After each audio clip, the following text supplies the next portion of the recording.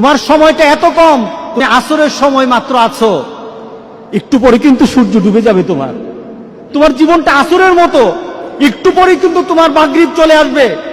অর্থাৎ তোমার জীবনের যে সূর্যটা আছে, সূর্যটা কিন্তু প্রান্তে চলে এসেছে। তুমি সব সময় তোমার জন্ম থেকে তুমি জীবনের প্রান্তে আছো, ডুবে যাবে একটু পরে মাগরিব হয়ে যাবে। এটাই তোমার জীবন, ঠিক না? আসরের থেকে মাগরিব কতটুকু সময়? অল্প সময়।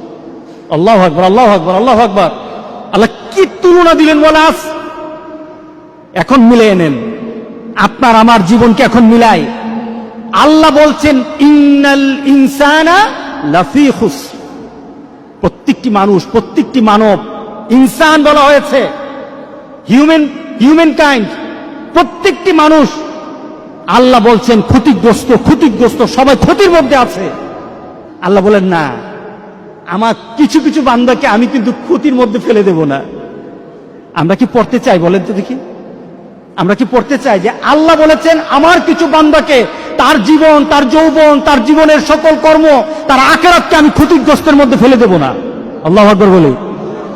আমি তাকে ক্ষতি করব না, দুনিয়া তো ক্ষতি করব না, আখিরাতে তার ক্ষতি হবে না।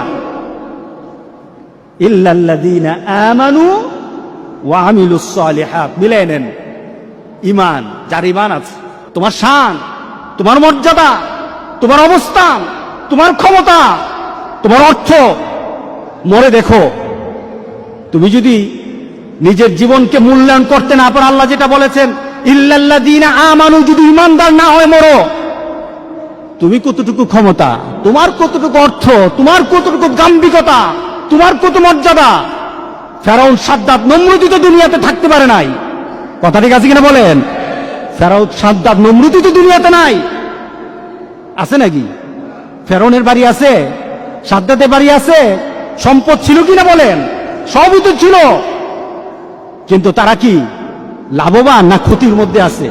ক্ষতির মধ্যে আছে। আল্লাহু আকবার, আল্লাহু আকবার। ইল্লাল্লাযীনা আমানু, যারা ঈমানদার, আল্লাহ বলেন তার কোনো ক্ষতি হবে না। আল্লাহু আল্লাহু আল্লাহ।